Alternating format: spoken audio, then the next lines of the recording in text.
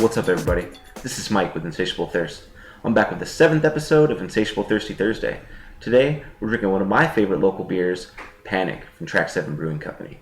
This is an American IPA and will be categorized as 14B in the 2008 edition of the BJCP style guidelines and 21A in the 2015 edition. Panic actually won Best of Show at the California State Fair Craft Beer Competition in 2014. The 2015 winner of Best of Show is Ritual Brewing Company with Fat Hog, and I actually visited that brewery back in October of last year, and I'll provide a link to my blog post so you can check out my visit. Anyway, let's get to Panic, shall we? Like I said before, this is one of my favorite beers. I may be a little biased. I live down the street from this company. I actually work there. Love it. Okay, so let's dig into that aroma. There's a subdued, slightly bready malt character that's layered with grapefruit rind, mango, maybe some passion fruit, and nectarine, actually. I'm actually picking up something kind of nectarine-like. It's beautiful. And it's a pretty looking beer. Look at that. Nice, very pale amber with a thin off-white head formed of tiny little bubbles that I know translate well to the mouthfeel, but we'll get there when we get there. Let's dig into the flavor.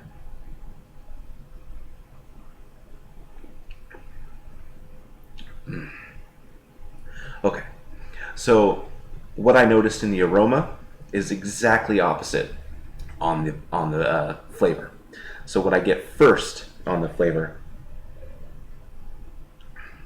is that mango and grapefruit and passion fruit, and then there's that subdued kind of malt character, kind of lays into your tongue, and then that's followed by a nectarine-like bitterness that's really smooth, actually.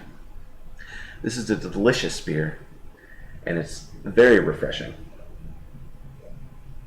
Part of its refreshing nature is that medium mouthfeel and a moderate level of carbonation. Those fine bubbles kind of work their way down your palate without being effervescent, but make for a very refreshing beer. Okay, so we talked about the aroma, we talked about the appearance, the flavor, and the mouthfeel. Let's talk a little bit about IPA. I'm sure that the acronym IPA, being India Pale Ale, is nothing new to you. And I'm also sure that you've heard the story that IPA was created by producing a high alcohol and highly hopped beer with the intent of it being preserved for the voyage to India. Now, I don't have the historical basis to know that's absolutely true, but I do know from what I learned recently that there was a style of beer prior to IPA being called IPA that was called October beer, that was higher in alcohol and highly hopped. However, it would have been aged for 1.5 to 2 years in oak barrels. These oak barrels would have likely had Brett in them, and the Brett would have mingled with the beer and created something amazing, I'm sure. But all that hop character that we know and love in modern IPAs would have degraded. So my assumption is that they needed to ship a beer, and they had this cellar beer that they were supposed to hang on to for 1.5 to 2 years, but they had to ship something. So it's my assumption, again, no historical basis, my assumption that they had to ship something, so they grabbed some of those barrels, threw them on the ship, and that's where IPA came from. Again, I don't know, I'm making an assumption going off conjecture, right? But what I do know is that I would love to have tried those young Brett IPAs, because another one of my favorite local beers is Wild Wild West from New Glory Craft Brewing. If you ever get an opportunity to try Wild Wild West, which I believe is on tap now, get down there and try it. It's amazing.